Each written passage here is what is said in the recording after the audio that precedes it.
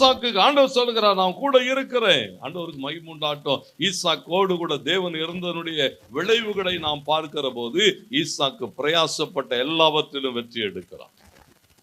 ஈசாக்கினுடைய முயற்சிகள், ஈசாக்கினுடைய அந்த வேலைகள், அவன் செய்த தொழில்கள் இன்னைக்கு யோசிச்சு பார்த்தீங்கன்னா ஒவ்வொன்றின் மேலும் வெற்றி, ஒவ்வொன்றின் மேலும் வெற்றி. ஆண்டவருக்கு மகிமை உண்டாகட்டும். அவன் செய்த எல்லாவற்றிலும் ஏன் தேவன் கூட இருக்கிறார், தேவன் என்னை நடத்துகிறார், அவர் என்னை ஆசீர்வதிக்கிறார். அவர் பேர்ல ஒரு அளவிட முடியாத ஒரு நம்பிக்கை உள்ள ஈசாக்கு.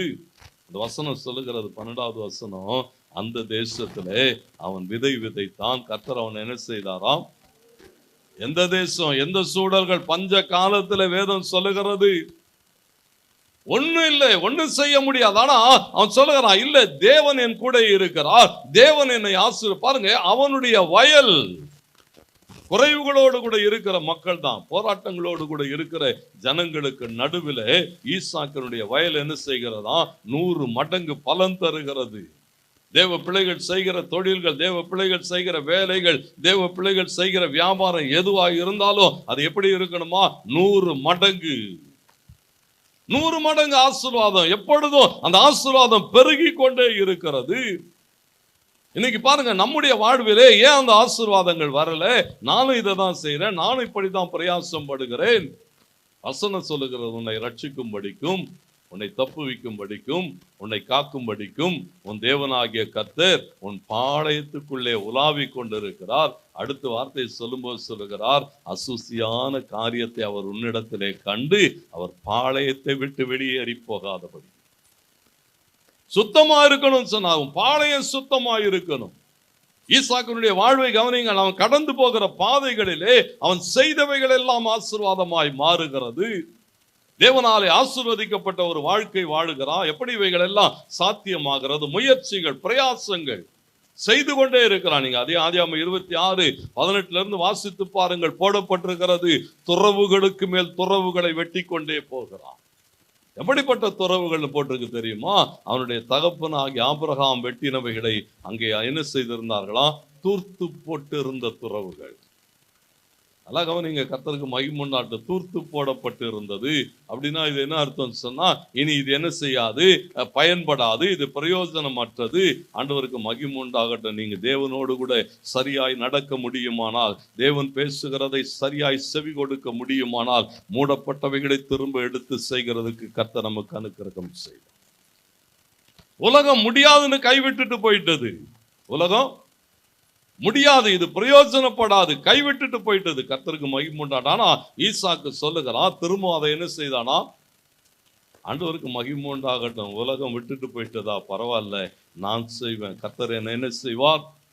ஒரு பெரிய தைரியம், ஒரு பெரிய நம்பிக்கை. இன்னைக்கு என்ன செய்ய முடியல பாருங்க, அவன் க்ளோஸ் பண்ணப்பட்ட அந்த பிசினஸ் அவ்வளவுதான், இது ஒண்ணும் பண்ண முடியாதுன்னு சொல்லி மூடிட்டு போயிட்டானா? தேவ பிள்ளைகள் ஜெபத்தோடு கூட கர்த்தர் நடத்துகிற போது, அதை எடுக்கிற போது கர்த்தர் என்ன செய்வாரா? கர்த்தரோடு கூட தான் பேசி கொண்டு இருக்கிறார். உலகம் கைவிடும். கர்த்தருக்கு மகிமை உண்டாகட்டேன்னா, உலகம் எதிர்பார்க்கிறவைகள் இல்லாத போது அவைகள் அதை மூடி போடும். எத்தனை ஆட்கள், எத்தனை பேரை நான் காட்டணும், எத்தனை சூழல்கள். அப்படியே ஒரு வேலைக்காரன் கூடவே இருந்தான், உண்மை உத்தமமா இருந்தான், எல்லாவற்றிலும் அவர்களோடு கூட தான் இருந்தான். ஆனால் ஒரு நாள் வந்தது, பலவீனப்பட்டு போனான், வியாதிப்பட்டு போனான். அவனை என்ன செய்தார்களா? அப்படியே தூக்கி வீசிட்டு போயிட்டான். இவன் பிரயோஜனப்பட மாட்டான். இவனாலே ஒரு பிரயோஜனம் இல்லை, நன்மை இல்லை, இவனாலே ஆசீர்வாதம் இல்லை, தூக்கி வீசி விட்டு போய் விட்டார்கள். ஆண்டவருக்கு மகிமை உண்டாகட்டும். அதே பாதையில தான் நடந்து வருகிறான் தாவீது. அவனோடு கூட இருந்தவர்களும் அவன் தான் அவனை தட்டி எழுப்புகிறான், அவனுக்கு ஆகாரம் கொடுக்கிறான், திராட்சை ரசத்தை, திராட்சை கொலையை கொடுக்கிறான், கொஞ்சம் கொஞ்சம் தெம்பூட்டுகிறான், உயிர் ஊட்டுகிறான், அவனோடு கூட பேசுகிறான். உன்னை விட்டு விட்டு போனவர்கள் எப்படி போனார்கள், நீ காண்பித்து கொடுக்க முடியுமான்னு சொன்னான். ஆண்டவருக்கு மகிமை உண்டாகட்டும். உலகம் தூக்கி எறிந்தவைகளை ஒரு தேவ மனுஷன் எடுத்த போது கர்த்தருக்கு மகிமை உண்டாகட்டும். தாவீது இழந்து போன எல்லாவற்றையும் திருப்பி கொள்ளுகிறதுக்கு அவன் தான் துருப்பு சீட்டு. எத்தனை பேர் ஆமென் சொல்றீங்க? உலகம் கைவிடுகிறவைகளை கர்த்தருடைய பிள்ளைகள் நீங்கள் தொடுகிற போது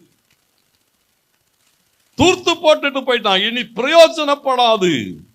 ஈசாக்கு சொல்றான், இல்ல இல்ல, இதை நான் திரும்பவும் உயிர்ப்பிப்பேன். ஆண்டவருக்கு மகிமை உண்டாகட்டும். இது எங்க அப்பா செஞ்ச பிசினஸ், இது எங்க அப்பாவோட வேலை, இது எங்க அப்பாவுடைய தொழில், இதை நான் திரும்பவும் எடுப்பேன் என்று சொன்னபோது தேவனுக்கு மகிமை உண்டாகட்டும். அதை திருப்பிக் கொள்ளுகிறதற்கு கர்த்தர் உனக்கு உதவி செய்வார். அதை மீட்டுக் கொள்ளுகிறதற்கு கர்த்தர் உனக்கு உதவி செய்வார். வேதம் சொல்லுகிறது, வெட்டி கொண்டே வருகிறார்கள். 32, 33 வசனங்களை பார்த்தீங்கன்னா வேலைக்காரர்கள் ஓடி வந்து சொல்லுகிறான், ஐயா மறுபடியும் ஒரு துறவை வெட்டினோம், நீரூற்றை நாங்கள் அங்கே கண்டோம் என்று சொன்னார்கள். அந்த இடத்துக்கு அவர்கள் பெயர் செபா என்று பெயரிட்டார்கள்.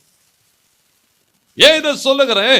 தேவன் உன்னோடு கூட இருப்பாரானால் நீ செய்கிற எல்லாவற்றையும், பிரயாசங்கள், முயற்சிகள் எல்லாவற்றையும் ஒன்றே ஒன்றுதான், அவர் உன் கையை பிடித்துக் கொள்ளுவாரானால். ஏசாயா 41:13 சொல்லுகிறது, இஸ்ரவேலே பயப்படாதே, உன் தேவனாயிருக்கிற கர்த்தராகிய நான் உன் வலது கையை பிடித்து உனக்கு துணை நிற்கிறேன்.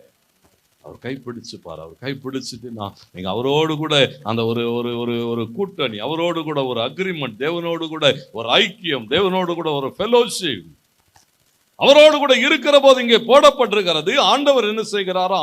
ஈசாக்கு செய்தவைகள் எல்லாவற்றையும், யோசேப்பு செய்தவைகள் எல்லாவற்றையும், ஆண்டவருக்கு மகிமை உண்டாட்டம். தேவன் கொடுக்கிற காரியங்கள் ஆண்டவருக்கு மகிமையாக, பிரயாசங்கள், முயற்சிகள் எல்லாவற்றையும் கர்த்தர் என்ன செய்வார்? ஆச்சரியமாய் இருக்கும்.